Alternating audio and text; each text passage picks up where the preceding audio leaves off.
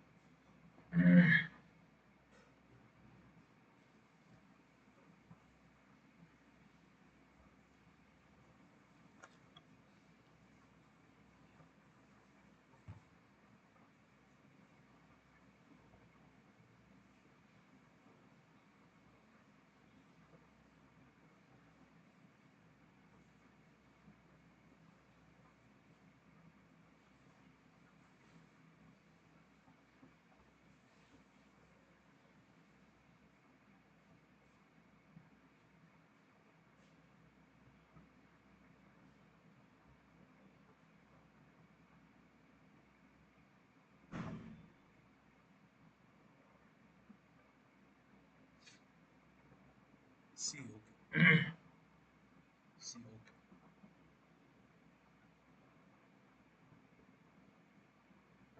देखो इसमें क्या करना है ना, आपको एक स्टेटमेंट गिवन है, एक क्वेश्चन जो है एज वाला रेशियो, और आपको बताना है कि कौन सा स्टेटमेंट के हेल्प से हम आंसर निकाल सकते हैं. जो क्वेश्चन पूछा है ना, ये क्वेश्चन है. This is the question, what will be the present average age of the three person. This is the question. आपको दो स्टेटमेंट देख के सॉरी ये बताना है कि कौन सा स्टेटमेंट के हेल्प से we can find the answer to this question. This is the question, बस इतना ही है इसमें, और कुछ नहीं है. This is the only thing कि आपको बस देख के बताना है कि कौन सा स्टेटमेंट से आप आंसर दे सकते हैं.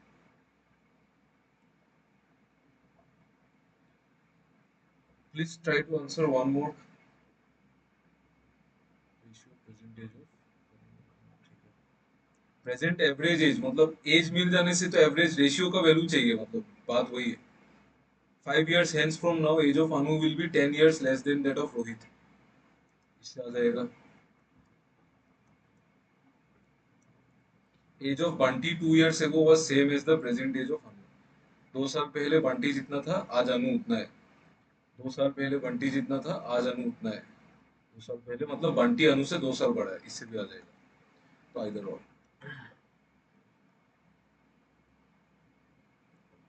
हाँ सी करेक्ट, वेरी नाइस. देखो सॉल्व नहीं करना है, just just you have to think कैसे आ सकता है. देखो ratio of present age of Anu to Bunty is 13:14. मतलब अनु और बंटी का जो रेशियो है ना, वो 13:14 है. And the ratio of present age of Bunty and Rohit is 7:9. तो बंटी और रोहित का 7:9, तो मैं 14:18 भी बोल सकता हूँ इसको. 14:18, क्योंकि बंटी का यहाँ पे 14 है ना. तो बंटी और जो ये कौन है तीसरा इंसान रोहित, इसका 14:18 भी बोल सकते हैं. डबल कर दो, हो गया. ये रेशियो गिवन है. आपको प्रेजेंट एज का एवरेज मतलब एक कोई भी किसी का भी एज अगर आ जाता है तो हमको तीनों का एज मिल जाएगा, उससे एवरेज भी आ जाएगा. वो इंपॉर्टेंट बात नहीं है. बात ये है, फर्स्ट स्टेटमेंट देखिए. 5 years हेंस फ्रॉम नाउ मतलब आफ्टर 5 years, मतलब 5 साल आगे जाने से अनु का जो एज है वो 10 साल कम होगा रोहित से. 5 साल बाद अगर 10 साल कम है, मतलब अभी भी 10 साल कम ही है. अभी भी अनु का जो एज है वो बंटी रोहित से 10 साल कम ही है. मतलब अनु और रोहित का जो गैप है 5 यूनिट, ये 10 साल है. तो इससे 1 यूनिट आ जाएगा, और आप कुछ भी निकाल लो तो इससे आ जाएगा आंसर. सेकेंड वाला देखिए, age of Bunty 2 years ago was same age the present age of Anu. मतलब बंटी का जो 2 साल पहले एज था, अनु आज आज अनु का एज आज उतना है।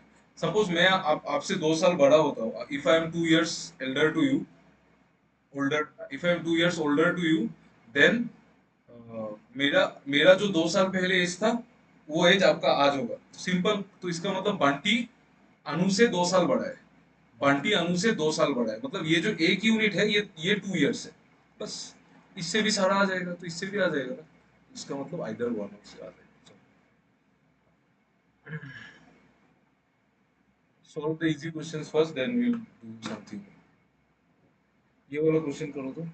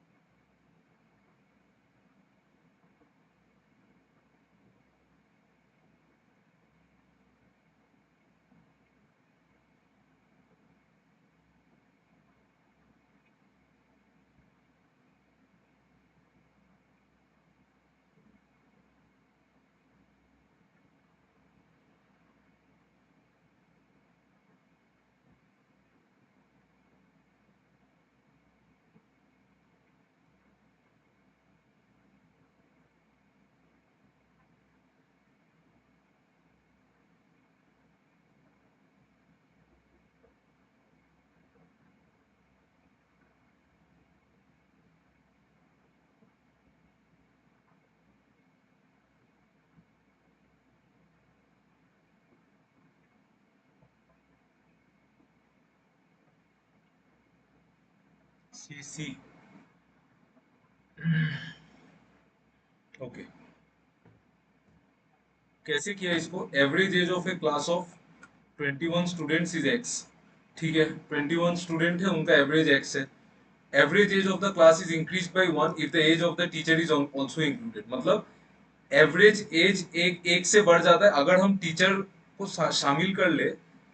तो 21 स्टूडेंट्स अलग, 21 स्टूडेंट्स अलग और टीचर अलग, 21 स्टूडेंट्स अलग, टीचर अलग, 21 स्टूडेंट्स अलग, टीचर अलग।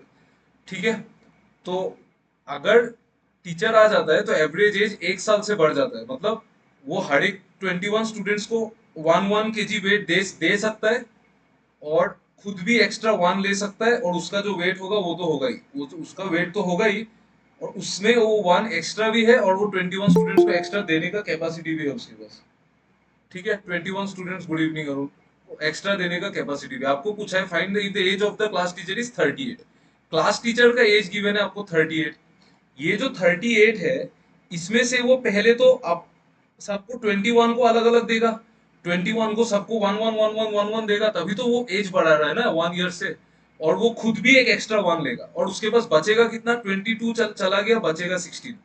इसका मतलब वो अगर 16 ईयर्स का ही आता तो एवरेज नहीं बदलता। मतलब इनका एज कितना है? 16, है ना। किसने इस क्वेश्चन को ऐसे किया? ऑनेस्टली बोलो तो, विदाउट टेकिंग एक्स, एक्स का वैल्यू तो काम ही नहीं है। Anyone who did it without? Oh, very nice.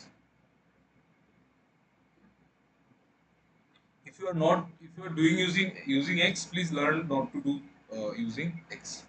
ठीक है, देखो मैं फिर से सॉल्व करता हूँ। देखो यहाँ पे ये 21 स्टूडेंट्स का कोई एवरेज होगा, x मान लो। ठीक है, मैं x मान लेता हूँ, x गिवन है, x मान लेते हैं। ठीक है, तो x है।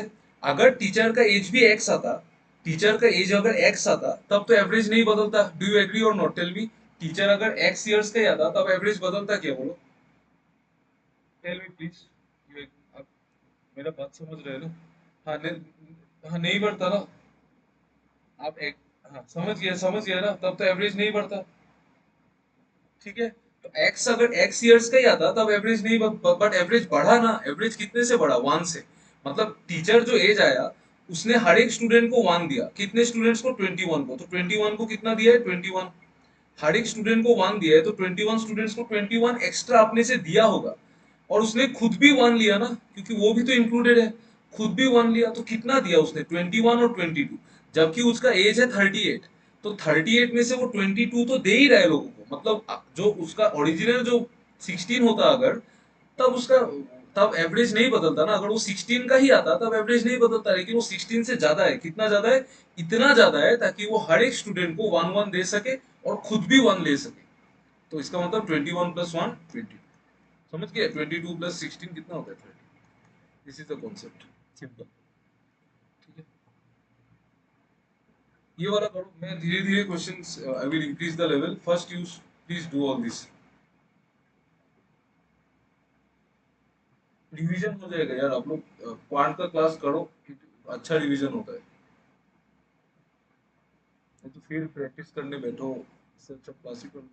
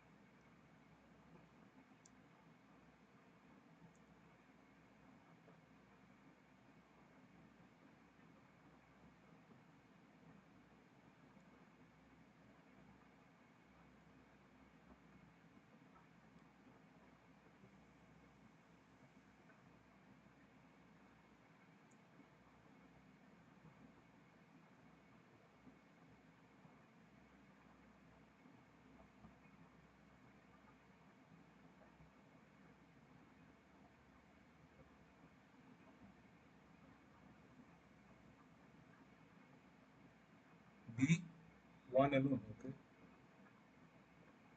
A is sold at neither profit nor loss.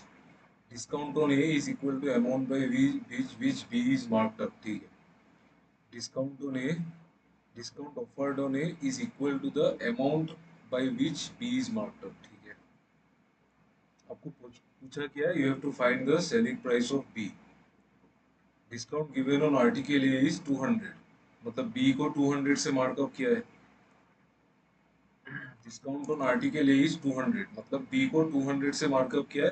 And article B is sold at 2 successive discounts of 10% each. मतलब सक्सेसिव डिस्काउंट्स ऑफ 10%, दो बार। अच्छा आप मुझे बताओ, तो दो बार 10% डिस्काउंट देने से डिस्काउंट कितना होगा? Good evening Arvind. दो बार 10% डिस्काउंट देने से what is the equivalent discount? 10% का दो बार डिस्काउंट देने से? बताओ बताओ, ये सब तो सिंपल क्वेश्चन है। प्रीलिम्स में तो कभी कभी पूछ सकता है ना। यू टेल मी कि अगर मैंने दो बार 10% का डिस्काउंट दिया, what is the equivalent to 2 times of 10% discount? पहले ये बता दो, फिर क्वेश्चन देखेंगे।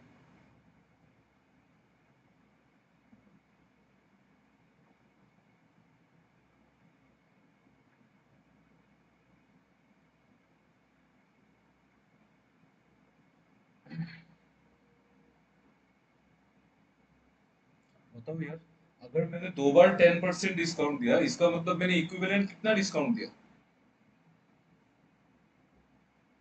81/100 नो, 81%, 19%, करेक्ट। 19% दिया, करेक्ट।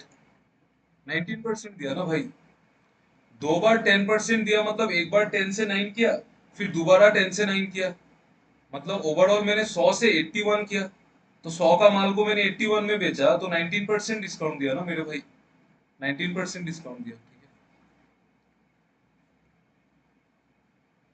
कल मैं एक मॉक पेपर देख रहा था, उसमें ये डायरेक्ट क्वेश्चन है, find the equivalent discount to 2 times 25%, ऐसा कुछ था। तो चलो ठीक है, let's see the question now. Question में बोला क्या है, there are two articles A and B, दो आर्टिकल है ए और बी। हर एक का कोई सीपी होगा, कोई एमपी होगा, कोई एसपी होगा। आपको बोला है article A is sold eight neither profit nor loss, मतलब प्रॉफिट लॉस नहीं हुआ, मतलब जो सीपी है वही एसपी है, ठीक है। तो the discount offered on article A is equal to the amount by which article B is marked up, मतलब यहाँ पे जो डिस्काउंट दिया सपोज x, तो आर्टिकल बी में भी मार्कअप x ही होगा। इसको हम लोग याद रखेंगे, लिखने का जरूरत नहीं है, ठीक है। सीपी दोनों का, ए का सीपी और एसपी बराबर है, जितने में खरीदा उतने में ही बेचा, तब प्रॉफिट लॉस कुछ नहीं हुआ है, ठीक है। आपको पूछा है कि find the selling price of article B, ये निकालना है, ये we have to find out this value selling price of article B, ठीक है। मैं थोड़ा इसको बॉक्स में बना देता हूँ। ए आ रहा है, ओके। ए मतलब 1 and 2 together, okay, let's see. The discount given on article A is 200। Article A में 200 का डिस्काउंट दिया है। तो आपको बोला था आर्टिकल ए में जितना डिस्काउंट दिया है, बी को मार्कअप भी उतने से ही किया है, 200। बी को मार्कअप भी 200 से ही किया है, ये बोला है, ठीक है। And article B is sold at two discounts of 10% each, मतलब 10% का दो बार डिस्काउंट, मतलब 19% डिस्काउंट, मतलब अगर एमपी उसका 100 था ना, 100x, तो उसको बेचा गया है 81x में। सेलिंग प्राइस ऑफ आर्टिकल 20 से कुछ नहीं आएगा, नहीं आएगा ना, फर्स्ट स्टेटमेंट में कुछ है ही नहीं। ये समझ में आया, देखो तो, फर्स्ट स्टेटमेंट में तो कुछ भी नहीं है, क्या निकालोगे आप? Please check this. यस, ये समझ में आया ना, फर्स्ट स्टेटमेंट से तो कुछ नहीं आएगा भाई। क्लियर, एकदम क्लियर बात है, कुछ नहीं दिख रहा है, तो ज्यादा दिमाग मत लगाओ, कुछ नहीं आएगा उसमें से, ठीक है। अभी देखो सेकंड वाला क्या बोल रहा है, the mark price of article A is equal to the cost price of article B. अच्छा, अगर मैं सिर्फ स्टेटमेंट टू को पकड़ू, अगर मैं सिर्फ स्टेटमेंट टू को पकड़ू, तो सीपी, एमपी और एसपी, ये होगा ए, ये होगा बी। स्टेटमेंट वन में कुछ नहीं बोला, यहाँ पे सीपी एसपी इक्वल होगा, और यहाँ पे ए में जो डिस्काउंट है, बी में मार्कअप उतना ही है। मेन स्टेटमेंट में इतना ही बोला है। और स्टेटमेंट टू में क्या बोला, mark price of article A, X मान लो, is equal to cost price of article B, equal to cost price of article B, ठीक है। The markup percentage of article A is 45%। Article A का, sorry, 25%, मतलब ये article A का markup 25, 1/4 का markup है, मतलब ये अगर 4x है, तो ये 5x है, तो ये 5x है, तो ये भी 5x है। और ए को तो हमने किसी प्रॉफिट लॉस में नहीं बेचा था, ए को तो हमने प्रॉफिट लॉस में नहीं बेचा था, तो ये भी 4x है। और इस पे जो डिस्काउंट दिया था, ए पे जो डिस्काउंट है x का, बी पे मार्कअप उतना है, तो ये 6x है। ठीक, ये बोला है ना, the amount discount offered on A is equal to amount by which B is marked up. तो इससे सेलिंग प्राइस आएगा क्या बी का? नहीं आएगा। कोई वैल्यू ही नहीं है ना, कहां से सेलिंग प्राइस आएगा? बट अगर मैं इन दोनों को कंबाइन करूं, तब आएगा क्या? देखो तो, अगर मैंने दोनों को कंबाइन कर दिया, तब देखो तो आएगा कि नहीं, लेट्स सी। ए और बी से अलग अलग कुछ नहीं आ रहा है, वन और टू से कंबाइन करके देखिए। Discount given on article A is 200 and the article B is sold at, ये तो मिल गया था। Mark price of article A, article A का जो एमपी है, that is equal to the cost price of article B. Markup percentage of article A is 25%। Article A में 25% markup है, मतलब आर्टिकल ए का अगर सीपी 4x है ना, तो वो मार्क किया है 5x में। और आपको पता है ये भी 4x है, ठीक है, ये भी 4x है, ठीक है, ये और सेम है ना। और एक बोला कि mark price of article A is equal to cost price of B, मतलब मार्क प्राइस ऑफ, ये 100x। अच्छा, ये तो ठीक है, ये तो डिस्काउंट है ना, इसका तो और कोई लिंक नहीं था ना इसके साथ। Discount given is equal to, discount given on article A is markup, ठीक है। यहाँ पे बोला है markup percentage wait, mark mark price of article A 5x is equal to cost price, तो ये भी 5x है। तो फिर देखो सेलिंग प्राइस आएगा कि नहीं, जस्ट लेट मी चेक, एक मिनट थोड़ा सोचने दो। अगर ये ऐसा होता है तो हमको ये पता था पहले कि नाइदर प्रॉफिट नहीं लॉस, ठीक है। डिस्काउंट ऑन आर्टिकल ए, जितना डिस्काउंट दिया उतना मार्कअप किया, ठीक है। Find the selling price of article B, ठीक है। Discount given on article A is 200, article A में 200 का डिस्काउंट दिया है, तो 5x 4x में हम ये तो निकाल लेंगे कि अगर हमने कॉम्बाइन कर दिया तो हम ये तो निकाल लेंगे कि ये कितना, ये 200 का मतलब एक यूनिट 200, तो 5 यूनिट 1000, 5 यूनिट 1000 और 4 यूनिट होगा 800, ये हो जाएगा 800। ये सब निकाल लेते हैं, ये 800 होगा तो ये भी 800 होगा, क्योंकि नाइदर प्रॉफिट नॉर लॉस में बेचा है, ठीक है। ओके, ये आ गया। Discount given and the article be sold at two successive discounts, मतलब मुझे इसका रेशियो पता है 100:81, यही पता है बस। उसके बाद देखो और कुछ पता है क्या, mark price of article A is equal to cost price of B, मतलब ये जो है ये जो है मार्क प्राइस और ये इक्वल है, तो मतलब ये भी 1000 है, ये भी 1000 है, ठीक है। तो उस पे हमने मार्कअप परसेंटेज भी पता है, आर्टिकल ए का पता है। अच्छा नहीं नहीं नहीं नहीं नहीं, ये गिवन था ना, बीवी, हाँ, तो ये 1000 है तो ये हो जाएगा 1200, और ये 1200 पे हम 19% डिस्काउंट देके ये सेलिंग प्राइस निकल जाएगा, मतलब दोनों को कंबाइन करने से आंसर आ जाएगा। ठीक है, समझ में आया आपको question? Did you understand? Yes, आ गया ना? समझ में आया ना? एक एक करके लिंक लगाओ, लिंक लगाते लगाते निकल जाता है। समटाइम्स कंफ्यूजिंग होता है, बट ये क्वेश्चन उतना भी नहीं था, ठीक था। ये सब क्वेश्चन अच्छा अच्छा, it gives a very good feel. Profit and loss का जो क्वेश्चन है ना, वो बहुत अच्छा होता है। You should always try to attempt those questions. वो अगर पेपर टफ भी है, देन प्रॉफिट एंड लॉस हमेशा मतलब इजी होता है, इट्स ऑलवेज इजी, कभी भी टफ नहीं होता है, ठीक है। चलो, नेक्स्ट वाला क्वेश्चन देखो। थोड़ा छोटा छोटा क्वेश्चन करते हैं, फिर देखेंगे बाद में। आज थोड़ा क्लास को लाइट ही रखते हैं। देखो ये वाला क्वेश्चन करो तो।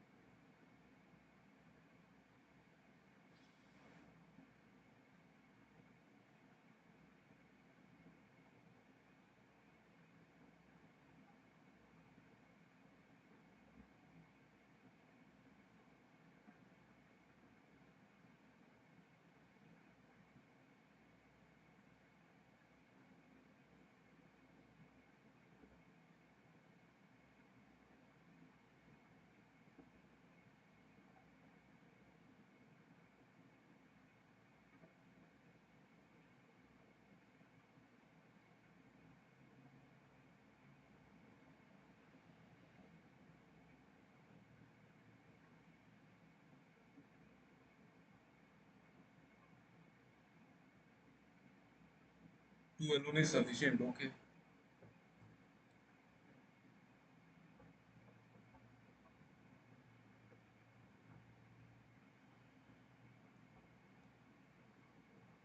क्या हो गया, सिर्फ का आंसर आ रहा है, वो नहीं है क्या?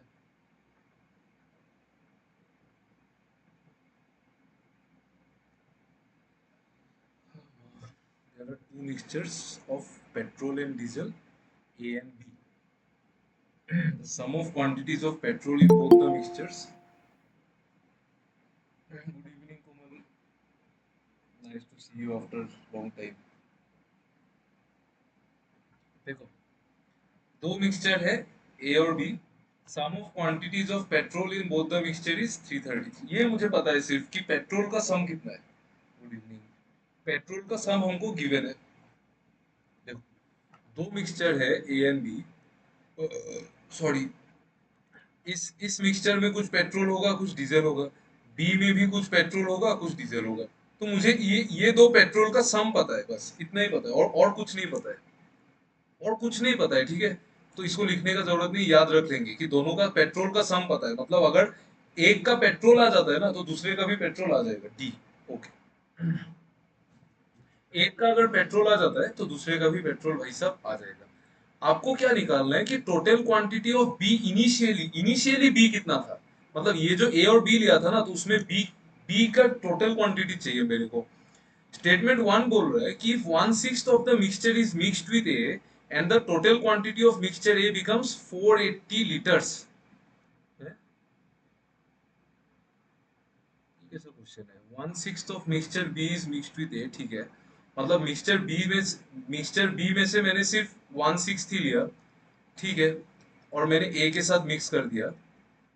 तो total quantity of A becomes 480 litres. Okay.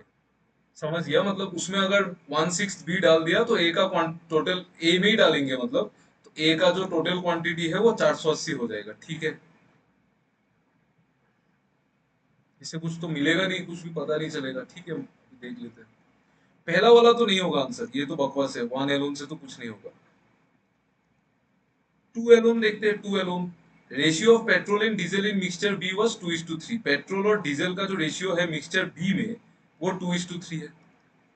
The quantity of diesel in mixture A is 231. ए में डीजल का क्वांटिटी गिवन है 231 लीटर्स. नहीं होगा. बी से कैसे आएगा यार. टू से कुछ नहीं आएगा. कैसे आएगा. 1/6. अरे भाई, इसमें सम ऑफ क्वांटिटीज ऑफ पेट्रोल ही पता है 333 है. तो पेट्रोल तो यहाँ पे 2 यूनिट है, यहाँ पे कुछ भी हो सकता है ना. यहाँ पे तो कुछ भी हो सकता है. इससे आप कैसे रिलेट कर लोगे कि मिक्सचर बी का इनिशियल क्वांटिटी कितना है. वो तो डीजल बोला है ना. टू से नहीं आएगा. ओनली टू से नहीं आएगा. ओनली वन से भी नहीं आएगा. अब देखते दोनों से. यस, मैंने उसको पेट्रोल पकड़ा था डीजल की जगह. हाँ. नहीं नहीं, वो डीजल है ना, तो नहीं होगा, ठीक है. अभी दोनों को मैच करके देखते हैं. देखो मैच होके देखता है, होता है कि नहीं. देखो तो मैच कर देने से बोल रहा है कि अगर अगर दोनों को कंबाइन करेंगे देखो, वन में बोला था कि 1/6 ऑफ बी अगर मैं लू, बी में से 1/6 लू, मतलब बी का टोटल क्वांटिटी तो आपको 5 यूनिट दिख रहा है ना. तो इसको 6 का मल्टीपल बना दो. 5 को 6 का मल्टीपल बनाएंगे 30 बनाएंगे. 15 से 6 से मल्टीप्लाई करेंगे तो इसको 18 ले लो. और इसको आप यार ये क्या था. शिट. ये 6 से 12 और ये 18. हाँ, तो हो गया. इसका 1/6 लेंगे, मतलब 30 यूनिट का 1/6 मतलब 5 यूनिट प्लस ए. अगर हम ए को मिलाएंगे तो टोटल क्वांटिटी 4 लीटर होगा. तो 5 यूनिट लेंगे और उसमें ए डाल देंगे तो टोटल क्वांटिटी 480 होगा. तो टोटल क्वांटिटी 480 होगा. कंफ्यूजिंग है यार ये तो. Quantity of diesel in mixture is 231, ठीक है. यहाँ पे मुझे ए में सिर्फ डीजल ही पता है. Let me think. थोड़ा सा सोचने दो. एक आपको पता है सम ऑफ क्वांटिटी ऑफ पेट्रोल पता है. सम ऑफ क्वांटिटी ऑफ पेट्रोल पता है दोनों में, ठीक है. तो अगर मैं इसको, ये 12x होता है तो ये समथिंग माइनस 12x होगा. मतलब ये 333. अगर ये 12x मान लेते इसको, और ये 18x, तो ये 333 माइनस 12x होगा, ये होगा. और अगर मैंने 5 यूनिट मतलब 5x, 5x, 5x, 5x plus ए में तो मुझे पता है पेट्रोल डीजल कितना है. तो इस इक्वेशन में अगर मैं 5x और ये मिला दूं तो मेरा x आ जाएगा. एक्स आ जाएगा. और अगर एक्स आ गया तो सब कुछ आ जाएगा. मतलब दोनों को कंबाइन करने से आंसर आ जाएगा ना. आया समझ में. देखो तो आपको समझ में आया कि नहीं. नहीं आया तो बोलो, मैं रिपीट कर दूंगा. बोलो.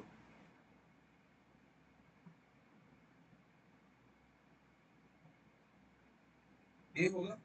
ओ हाँ, ओ सॉरी सॉरी सॉरी, वो छोड़ो। ठीक है, समझ में आया कि नहीं वो?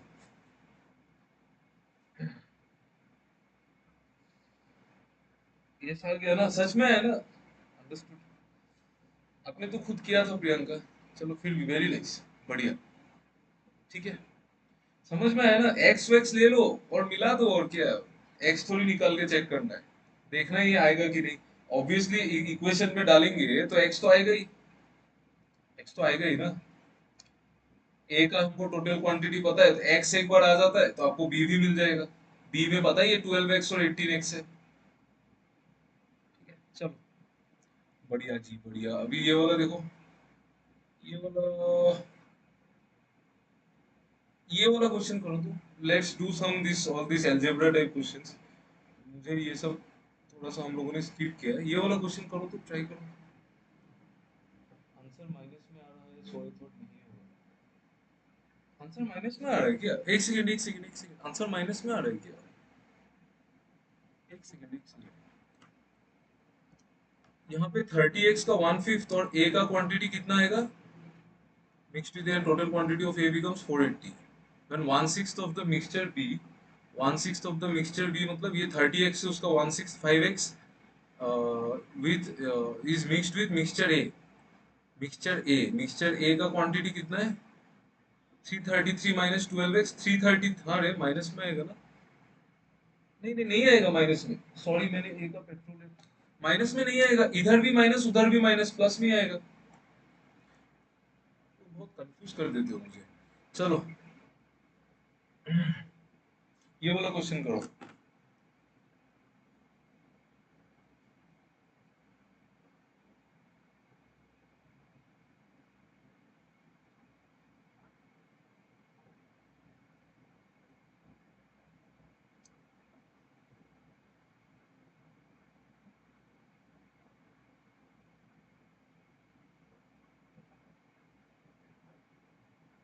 क्वांटिटी कंपटीशन है, आपको बताना है क्वांटिटी वन बड़ा है कि टू बड़ा है। बेसिक क्वेश्चन है, कॉमन सेंस लगाओ, आंसर दे दो।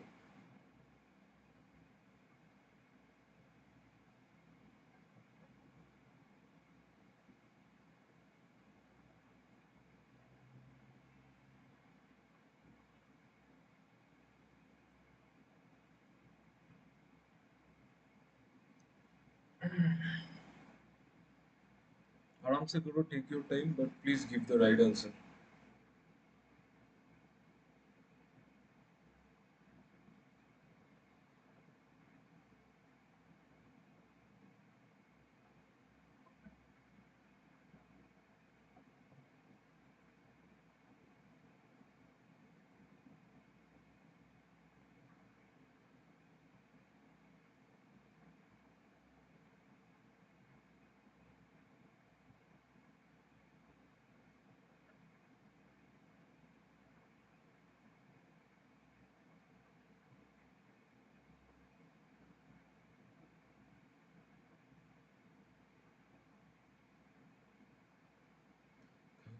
के दो पंख लेके उड़ चल जाऊं, जहाँ नहीं जाना था वहीं चले गए, उनको समझ न पाए, जहाँ पे जाना उनका लगे, देखे न जाने दिशा हरा तेमन। डी डी बी भी हो सकता है। अरे कोई एक बोलो, एक आंसर दो, एक आंसर दो प्लीज। आप लोग कॉन्फिडेंस रख के एक आंसर दो तो कोई प्रॉब्लम नहीं, गलत होने से क्या है। ओके, डी, ठीक है। डी मतलब quantity one is greater than quantity two. ठीक है, देखो सोचते हैं इसमें क्या है। देखो, इक्वेशन क्या गिवन है कि ए स्क्वायर बी क्यूब माइनस ए क्यूब बी स्क्वायर, ये नेगेटिव है। ठीक है, नेगेटिव है। इन दोनों, एक सेकंड ना जस्ट। अच्छा, इन दोनों में से क्या कॉमन आएगा बोलो तो? कॉमन क्या आएगा? ए स्क्वायर बी स्क्वायर आएगा। C, okay. A square B square आएगा, A square B square common आएगा ना? ए स्क्वायर बी स्क्वायर, दोनों में ही ए स्क्वायर बी स्क्वायर है, तो अंदर क्या बचेगा? B, A square B cube minus A is negative. अच्छा, आप मुझे बताओ ए स्क्वायर बी स्क्वायर का भी नेगेटिव हो सकता है क्या, बोलो तो, can it be negative, A square B square can any time ये नेगेटिव नहीं, नहीं हो सकता है। ए स्क्वायर बी स्क्वायर कभी नेगेटिव नहीं होगा, मतलब यही नेगेटिव है, यही नेगेटिव है। तो बी माइनस ए नेगेटिव है, बी माइनस ए जो है वो लेस देन जीरो है, ठीक है, बी माइनस ए जो है वो लेस देन जीरो है। अभी इसमें बहुत सारा केस हो सकता है, एक तो हो सकता है कि बी और ए दोनों पॉजिटिव है, बी और ए दोनों पॉजिटिव है, बट बी ए से छोटा है। ये एक केस हो सकता है कि अगर बी बी और ए दोनों ही पॉजिटिव है, बट अगर बी ए से छोटा होता है तो बी माइनस ए नेगेटिव हो जाएगा। और एक केस हो सकता है, क्या पता है, कि बी भी नेगेटिव है, बी अगर नेगेटिव है और ए अगर पॉजिटिव है, तो ए अगर बी नेगेटिव है, नहीं, बी अगर नेगेटिव होता है और ए अगर पॉजिटिव होता है, तो तभी भी ये नेगेटिव होगा, तभी भी नेगेटिव होगा। आप देखो, बी अगर नेगेटिव होता है और ए अगर पॉजिटिव भी होता है ना, फिर भी बी माइनस ए नेगेटिव ही होगा। इज इट क्लियर, आपको ये सब सर समझ में आता है ना? हाँ, सर सॉरी टू इंटरप्ट, पर ए तो नेगेटिव ही होगा ना, क्योंकि यहाँ पे गिवन है कि ए सी हाँ देख लो जीरो ना, से। हाँ पता है, पता है, थोड़ा करने दो ना सॉल्व। मैं ओके। देखा वो चीज, मैंने देखा है वो। देखो एक्चुअली क्या है ना, हमेशा ये सब नहीं रहेगा, इसलिए मैं बोल दे रहा हूँ, तो क्या पता कोई पॉसिबिलिटी आपको क्लिक करे दिमाग में। मैंने ये चीज देख लिया, मुझे भी पता है सी अगर पॉजिटिव है ए नेगेटिव ही होगा, बट देख लेते हैं ना क्या है। तो बी नेगेटिव ए पॉजिटिव ये नहीं हो सकता है, ठीक है, चलो ये तो नहीं होगा। तो और तीसरा केस क्या हो सकता है बी माइनस ए नेगेटिव होने के लिए, और एक केस हो सकता है कि बी, एक तो हमने माना था बी पॉजिटिव है ए पॉजिटिव है, ये भी नहीं होगा, क्योंकि यहाँ पे ए नेगेटिव बोल दिया है, ए सी अगर नेगेटिव है और सी अगर पॉजिटिव है, इसका मतलब ए 100% नेगेटिव है। तो बी माइनस ए नेगेटिव कब होगा, बोलो तो। आप मुझे बताओ, अगर अगर ए नेगेटिव है, तो फिर भी बी माइनस ए नेगेटिव कब होगा, बोलो तो। Tell me, you tell me, you can turn on the mic and tell me. आप मुझे एक चीज बताओ कि सर हमको तो मिल गया ना ए नेगेटिव है, तो ए तो नेगेटिव है, तो बी माइनस ए नेगेटिव क्यों हो रहा है, tell me. If value of A is more, negative value of A अगर ज़्यादा होगा तो। नेगेटिव है तो ए तो ज्यादा ही होगा ना, ये कैसा एक्सप्रेशन, बी वन ए माइनस टू, बी वन ए माइनस टू होने से पॉजिटिव होगा ना बी माइनस ए। बी अगर वन है, हाँ पॉजिटिव होगा ना, नेगेटिव नहीं होगा। सोचो सोचो सोचो, सोच के बोलो। देखो मुझे, मैं ये सब मिटा देता हूँ पॉसिबिलिटी। माइनस बी, हाँ, एक नहीं नहीं नहीं नहीं नहीं, माइनस बी नहीं, आप मुझे एकदम कॉम्प्लीट आंसर दो। माइनस बी ज्यादा से ऐसे नहीं, मुझे एक डायरेक्ट आंसर चाहिए। मुझे यहाँ पे बी माइनस ए नेगेटिव है और मुझे एक चीज पता है कि ए तो नेगेटिव ही है, ए तो नेगेटिव ही है। तो ये बी, तो ए अगर नेगेटिव है तो बी माइनस ए नेगेटिव कैसे हुआ, बोलो बोलो बोलो। आप लोग सकोगे, एनोनिमस आप थोड़ा थोड़ा सा और एक्सप्लेन करो, आपका एक्सप्लेनेशन मुझे पूरा समझ में आ रहा है, आप सही बोल रहे हो, बस आप करेक्ट पॉइंट बोलो तो क्या है।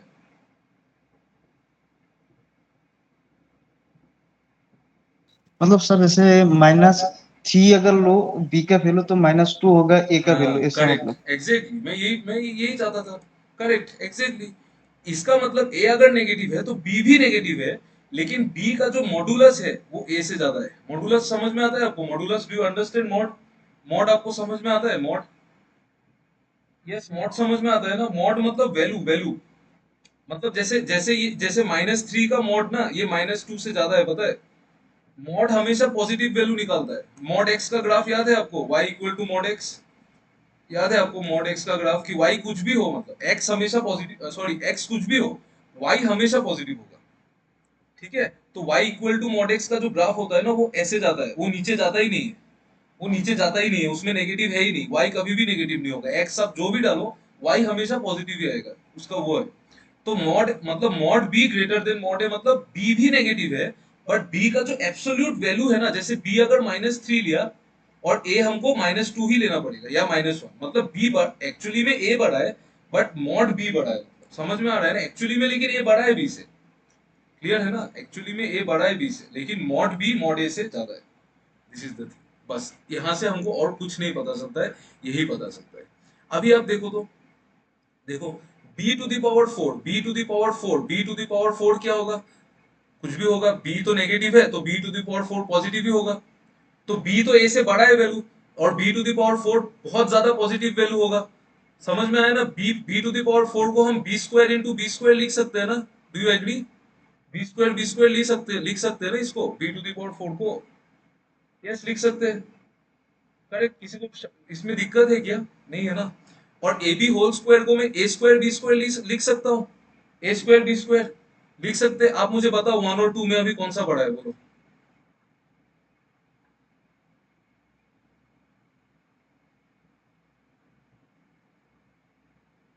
1 और 2 में कौन सा बड़ा है, बोलो जल्दी बोलो।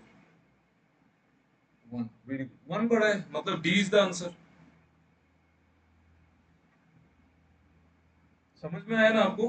1 बड़ा है ना, क्योंकि बी तो ए से बड़ा है, बी का वैल्यू तो ए से बड़ा है ना, और स्क्वायर में तो हमको वैल्यू से ही मतलब है। जैसे मैं अगर बोलूं कि -3 का स्क्वायर, ये तो हमेशा -2 का स्क्वायर से बड़ा ही होगा ना। तो स्क्वायर जब हम देखते हैं, हमको अंदर क्या है, नेगेटिव पॉजिटिव से मतलब नहीं है, ये जो वैल्यू है उससे मतलब है, क्योंकि स्क्वायर उसी हिसाब से जाता है। करेक्ट। समझ में आया ना आपको? Did you understand the question? Anyone having any doubt, you please ask मी। ये सब बहुत मजा आता है, पता है, इट्स सो गुड। मतलब ये वैरायटी बेस्ट है, कौन इट्स द बेस्ट वैरायटी, ये जो वैरायटी है ना क्वेश्चन का, कि नेगेटिव पॉजिटिव, बहुत मजा आता है, इट्स वेरी गुड। मतलब बाकी सब चीज से तो ये कॉमन सेंस ही निकल सकता है, और कुछ नहीं है इसमें। किसी को अगर डाउट है, you please please ask me, please. I can explain again, no problem. Clear है ना? ठीक है, you go step by step जाओ, धीरे धीरे जाओ, ब्रेन को ओपन रखो, पॉसिबिलिटीज देखो क्या क्या हो सकता है, उस हिसाब से क्वेश्चन को बनाओ, बस खत्म करो। ठीक है, चलो।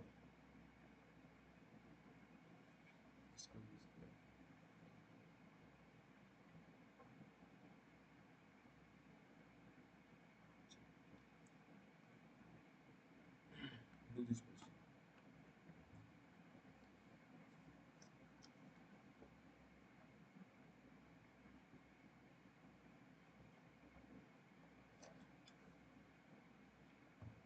Sorry.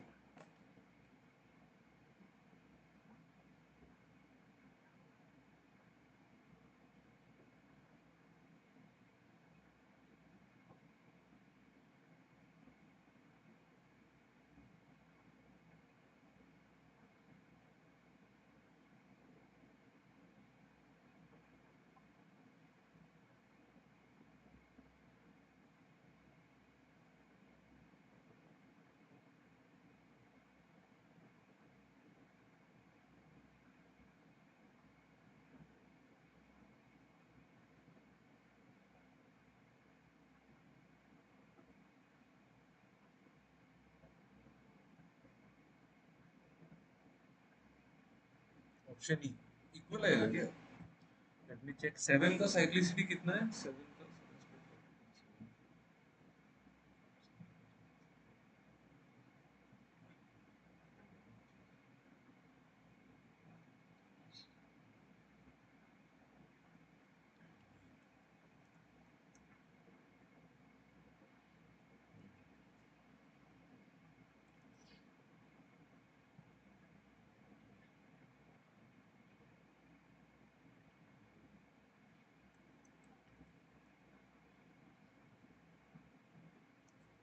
सी है आंसर, आप करेक्ट।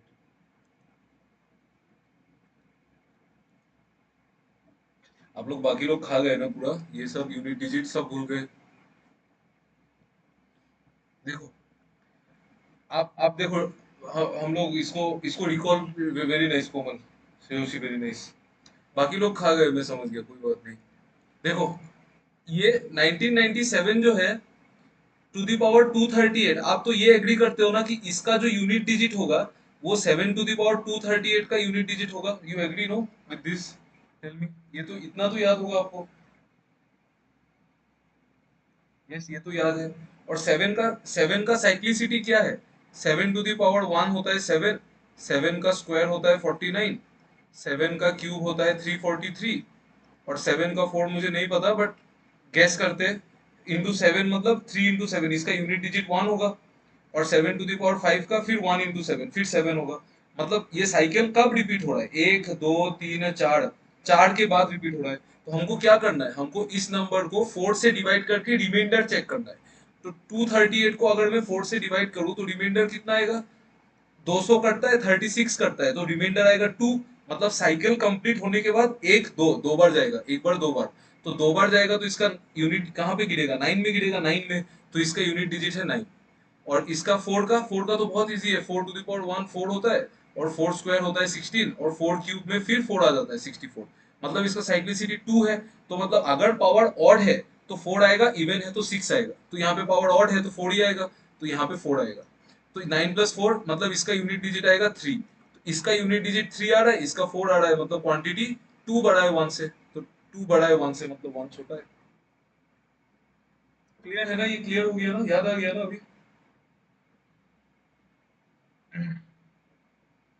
क्लियर है ना, इसलिए ये सब क्लास इंपॉर्टेंट है, मतलब नहीं तो आप लोग ये सब कभी नहीं करोगे, आपको मिलेगा भी नहीं क्वेश्चन में, तो आप भूल जाओगे। ठीक है, तो ये क्लास करते रहने से वो मैथ्स क्वांट में बहुत चीज है ना जो याद रखने वाला है, वो रिकॉल हो जाता है। ठीक है, चलो उसके बाद हम लोग बढ़ते हैं, और क्या करें, और ठीक है, अभी तो उपाय नहीं है, अभी बचने का तो रास्ता नहीं है। ये वाला क्वेश्चन करो, प्लीज डू इट। करो, आज आज हम जल्दी खत्म करेंगे क्लास। आज जल्दी करेंगे, कल भी क्लास जल्दी करेंगे, और वेडनेसडे को आपका क्लास नहीं होगा, और मैं थर्सडे को I will start this mensuration. Thursday Friday Saturday इस वीक मेंसुरेशन खत्म करेंगे।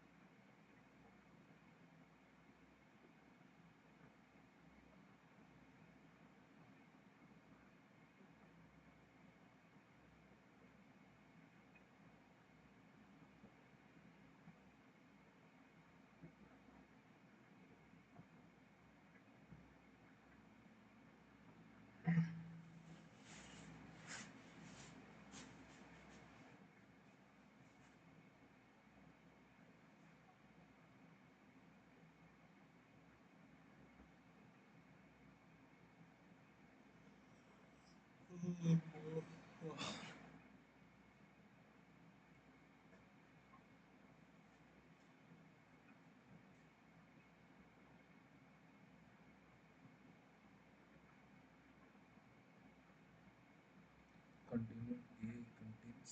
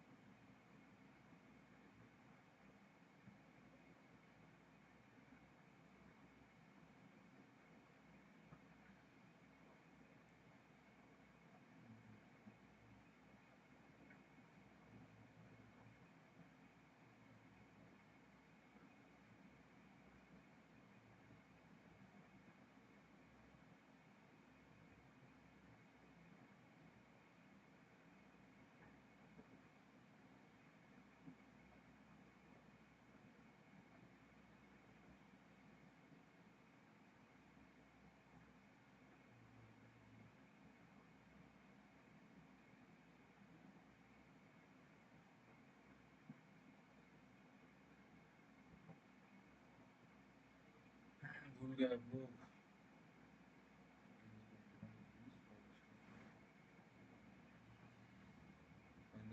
quantity of water in container B. Quantity of water in container B. B को तो हम लोगों ने नहीं छेड़ा था ना? B को छेड़ा था क्या? B को तो नहीं छेड़ा ना? है कि नहीं? B को स्टार्टिंग से छेड़ा है क्या? नहीं छेड़ा है ना, उसको तो सेम रखा है। नहीं छेड़ा है ना B को? B को अगर नहीं छेड़ा है तो B का कैसे निकालेंगे? क्योंकि हमने तो सिर्फ A को ही छेड़ा था यहाँ पे। प्रोसेस क्या है देखो, a milkman has two containers A and B of same capacity. अच्छा, कैपेसिटी सेम है, ठीक है, मतलब टोटल क्वांटिटी सेम है, ठीक है। Container A contains pure milk, A में प्योर मिल्क है, सिर्फ दूध है, और B में mixture of milk and water है। B को छोड़ो, यहाँ पे B को हटा साइड में बना देते हैं। इसमें mixture of milk and water है, ठीक है। इसमें मिल्क होगा कुछ, वाटर होगा कुछ, ठीक है। फुल्ली फिल्ड है, ठीक है, पूरा पूरा पूरा ब्रीम तक भरा हुआ है, ठीक है, ओके, ठीक है। The milkman replaces 8 liters of pure milk from container A with water. मतलब भाई साहब ने क्या किया, यहाँ से 8 लीटर दूध निकाला, 8 लीटर पानी डाल दिया। यहाँ पे दूध ही था, सिर्फ दूध था। 217 होगा या 216? नहीं, क्वेश्चन सही है, क्वेश्चन गलत नहीं है। मैंने डबल चेक किया था, क्वेश्चन ठीक है। मतलब जो क्वेश्चन है वो, जहां से क्वेश्चन है वो ठीक है। अभी क्वेश्चन गलत हो सकता है, बट टाइपिंग मिस्टेक तो नहीं है, ठीक है। लेट्स सी, देखते हैं ना, सॉल्व करके देखते हैं। यहाँ पे प्योर मिल्क है, तो उसने क्या किया, 8 लीटर्स मिल्क बाहर निकाला और 8 लीटर्स पानी डाल दिया, पानी डाला है। तो अच्छा, आप एक बात बोलो तो, जब 8 लीटर्स मिल्क बाहर निकाला और 8 लीटर्स पानी डाला है, तब तो ये मिक्सचर बन गया ना? You agree no? मिक्सचर बना दो। यस, ये मिक्सचर बना ना, फिर तो बाद में मिक्सचर ही बन रहा है। तो mixture, he attempts this process thrice, मतलब पहला बार उसने 8 लीटर मिल्क निकाला, 8 लीटर पानी डाला। दूसरा बार 8 लीटर मिक्सचर निकाला, 8 लीटर पानी डाला। तीसरा बार 8 लीटर मिक्सचर निकाला, 8 लीटर पानी डाला। ये तो स्टोरी तो समझ में आ गया। तो इसमें क्या हो रहा है, ऐसा करने के बाद क्या हुआ कि मिल्क और वाटर का जो रेशियो है ना, फाइनली वो कितना हुआ पता है? 512 इज टू 217, ठीक है। 512 से मिल्क है और 217 वाटर है। ये कब हुआ? जब हमने 3 बार निकाला और 3 बार डाला। तो 3 बार निकाला और 3 बार डाला, इसका मतलब पहले जितना क्वांटिटी था, अभी भी क्वांटिटी उतना ही है। ये आप एग्री करते हो ना? पहले जितना टोटल क्वांटिटी था, अभी भी उतना ही है। Yes, you agree? क्योंकि जितना निकाला है उतना ही डाला है। Yes, correct. इसका मतलब ये जो टोटल सम है 729 यूनिट्स, ये पूरा का पूरा पहले मिल्क था, अभी मिल्क रिड्यूस होके 512 हुआ है। मतलब 3 बार में जो मिल्क है वो 729 से कितना हुआ है? 512 हुआ है। मतलब हर एक स्टेप में 9 से 8 हुआ है, फिर 9 से 8 हुआ है, फिर 9 से 8 हुआ है। यस, यहाँ तक तो मैं क्वेश्चन समझ गया था, लेकिन उसके आगे क्या करना है वही समझ में नहीं आ रहा है। ठीक है, यहाँ तक तो ठीक है, बिल्कुल सिंपल सिंपल चीज़ है, प्लेन चीज़ है, और उसमें कुछ ज़्यादा नहीं है। 9:8, 9:8, 9:8, ठीक है। इसका मतलब हम एक बार में मिल्क कितना निकाल रहे? हम एक बार में मिल्क कितना निकाल रहे? जब हमने स्टार्ट किया था तब हमने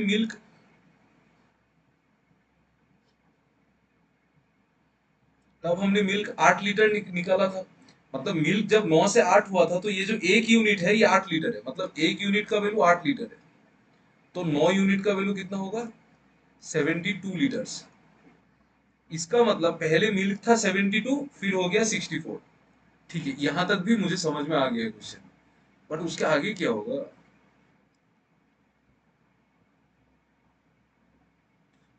मतलब पहले मिल्क था 72 लीटर्स, फिर वो 64 हुआ, फिर तो धीरे धीरे वो रिड्यूस होते गया, ठीक है, उससे कोई मतलब नहीं है। और पानी, मिल्क रिड्यूस होते गया और पानी ऐड होते गया, मतलब उससे तो मतलब नहीं है। बट 72 लीटर्स, अब इसे डायरेक्टली ऑप्शन से डायरेक्टली चेक कर सकते हैं कि किसमें से 5 और 4 का रेशियो 72 आ रहा है। मैं भी वही सोच रहा हूँ। मतलब आप ये बोल रहे हैं ना कि 4 into 8 ये आंसर होगा ना? यस, हाँ, इस तरीके से। हाँ, लेकिन ये तो बोला नहीं है ना कि ए भी कंप्लीटली फील्ड था।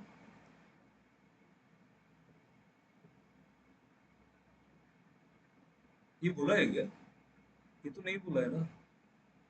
वही मैं सोच रहा था कि देखो, अगर ए अगर कंप्लीटली फील्ड नहीं है तब तो ये आंसर नहीं होगा, और ए अगर दोनों ही कंप्लीटली फील्ड है तब तो यही आंसर होगा, क्योंकि ए में भी पहले 72 लीटर था और बी में भी 72 लीटर ही होगा। तो इसमें 72 लीटर में अगर मिल्क और वाटर 5:4 है, तो 9 यूनिट, वही जो जो भी रेशियो का कैलकुलेशन है, उससे 4 यूनिट का वैल्यू 32 आएगा। वो तो बात सही है, लेकिन यार इसमें तो ये नहीं बोला है ना कि क्या पता ये फुल्ली फील्ड ये दोनों के लिए बोला हो। Container A contains pure milk and container B contains mixture fully filled, हो सकता है। अदरवाइज तो आंसर नहीं आएगा ना इसका। हम लोग कैसे, हमको कैसे पता चलेगा बी में कितना है? बी को तो हमने छेड़ा ही नहीं है, बी को तो ना हमने टच ही नहीं किया है ना बी को। तो बी को टच नहीं किया है तो हाउ विल वी नो कि बी में क्वांटिटी कितना है? सही है, यही होगा, 32 होगा। आपको क्वेश्चन समझ में आया? ऑनेस्टली बताओ तो, याद आया आपको कॉन्सेप्ट ये वाला? Yes. बाकी लोगों को नहीं आया? ये वो triple triple replacement mixture allegation का कॉन्सेप्ट है। ठीक है, क्योंकि जो आप दूध निकालोगे ना, तो वो दूध घटते ही रहेगा, हमेशा हमेशा रिड्यूस होगा। जब पानी डाल रहे हो ना, बट दूध तो निकाल ही रहे हो। हाँ, याद है ना, ये याद है ना कॉन्सेप्ट? देखो, इसलिए मैं बोल रहा हूँ क्लासेस इंपॉर्टेंट है, नहीं तो आप लोग ये सब फिर खुद से पढ़ते, उसमें टाइम वेस्ट करते। इससे अच्छा मैंने ही पढ़ा दिया तो याद भी हो गया। ठीक है, चलो ठीक है, let's see the next question. 10:51 हो रहा है ना, हम लोग देखते हैं। देखते क्वेश्चन तो है, आप लोग प्रैक्टिस करो आराम से। ये वाला कौन सा क्वेश्चन है, और देखते हैं। ये तो हो गया, ये भी हो गया, ये लास्ट में करेंगे, इसको लास्ट के लिए रखते हैं। ये वाला भी लास्ट में करेंगे, और अच्छा, और है ही नहीं। ठीक है, सारा मिक्सचर का ही कर रहे हैं। आप लोग एक काम करो, ये वाला क्वेश्चन करो तो। आज क्वेश्चन खत्म हो गया, ये वाला क्वेश्चन करो तो।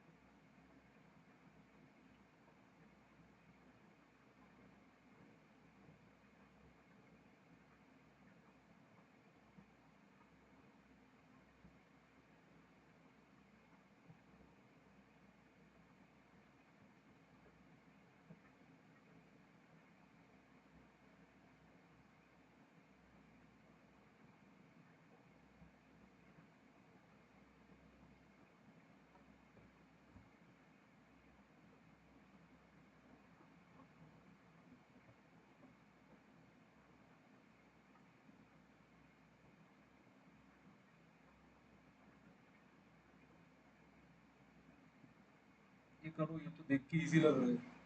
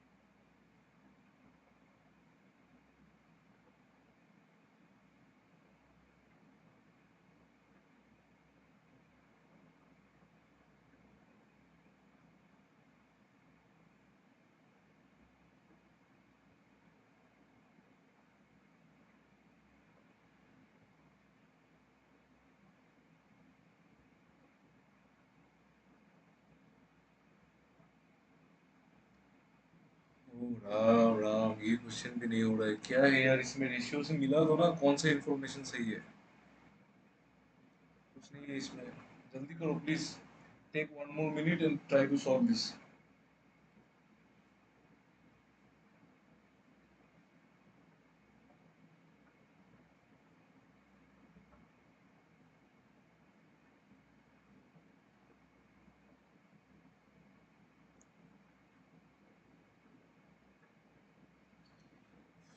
क्या हो गया इसमें, क्यों प्रॉब्लम हुआ? देखो तो, shopkeeper suffered a loss of 25% when he sold an article after giving discount of 10%।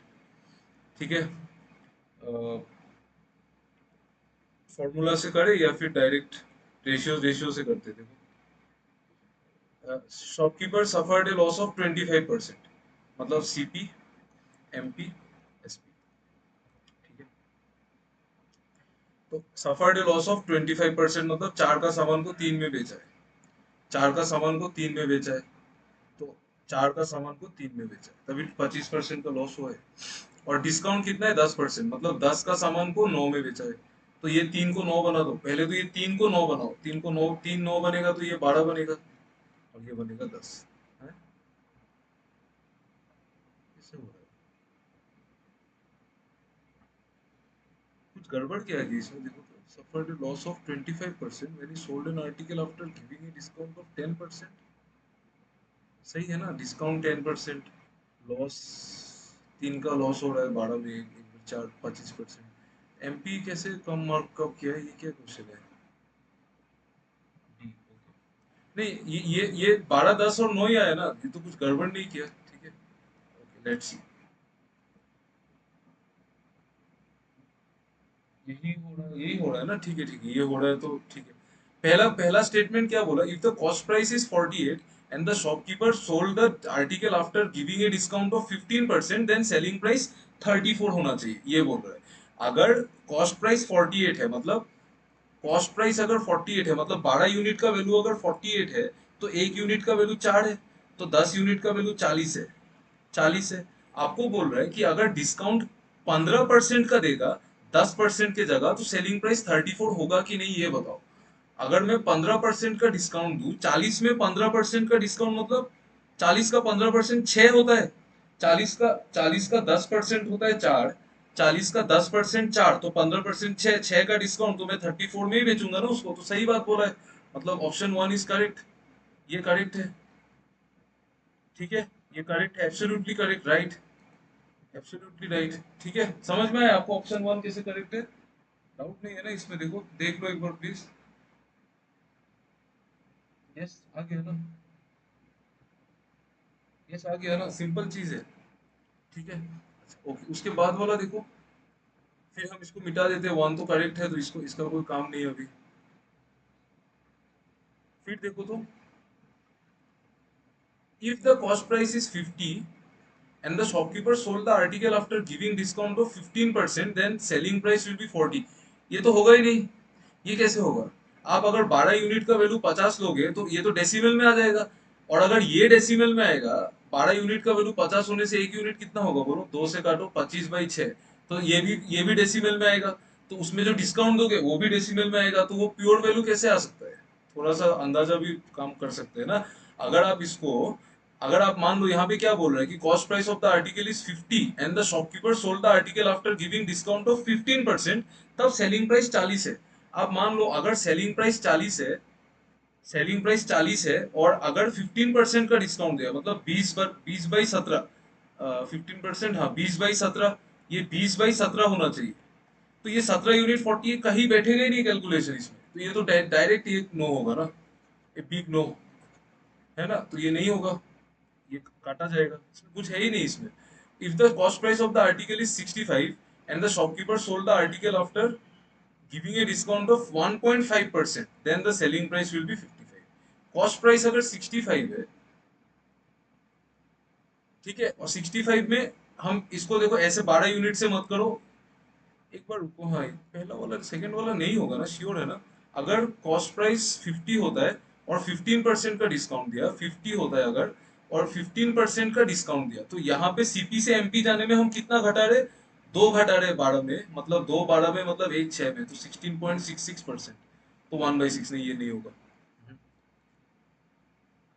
ये नहीं बैठेगा। If the cost price is 65 and the shopkeeper ने अगर 1.5% डिस्काउंट दिया है, तो क्या सेलिंग प्राइस 55 होगा, ये पूछ रहा है। कॉस्ट प्राइस अगर 55 है, इस पे हम 1/6 का डिस्काउंट देंगे, तो 1/6 मतलब इसको 5/6 में बेचेंगे।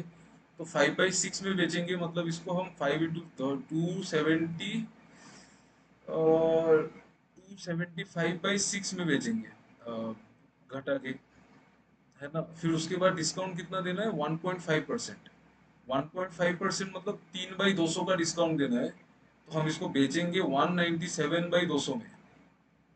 ये तो कभी होल नंबर आ ही नहीं सकता है। सही, करेक्ट दिया है। बकवास था ना, देख के ही समझ में आ रहा था, कहीं कहीं भी होल नंबर नहीं आ रहा है, सब कुछ क्लमजी है और सारा बोल रहा है होल नंबर है। वो तो आ नहीं सकता है ना, तो इसका मतलब सिर्फ वन ही ट्रू है। हो गया ना, क्वेश्चन समझ में आया ना एनीवन, इसको डाउट इसमें, डाउट है कि इसमें, डाउट तो नहीं होगा, आप लोग तो आजकल डाउट होने से भी नहीं बोलते। बोलो, डाउट है तो बोलो।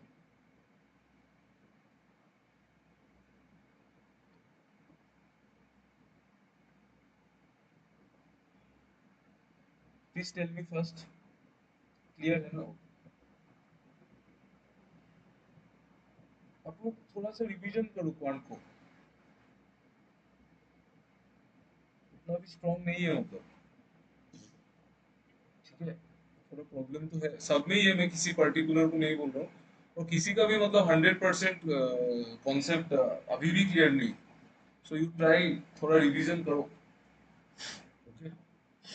चलो अभी देखो, आगे देखते हैं, और एक क्वेश्चन था उसको कर लेते हैं, फिर खत्म हो जाएगा झमेला। ये लास्ट क्वेश्चन है, इसको कर लो, ट्राई करके देखो, इजी क्वेश्चन होगा शायद। कहाँ गया क्वेश्चन सवाल।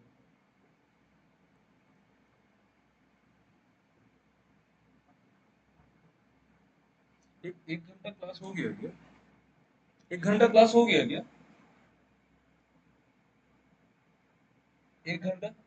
यस, ओ इतना स्पीड में यस बोला तो, ओह। हो गया, अभी बंद करो, ठीक है। चलो, ये क्वेश्चन हम लोग कल सॉल्व करेंगे, ठीक है। चलो, thanks for listening to the class, thank you, bye bye, and have a nice day, have a nice night, bye bye.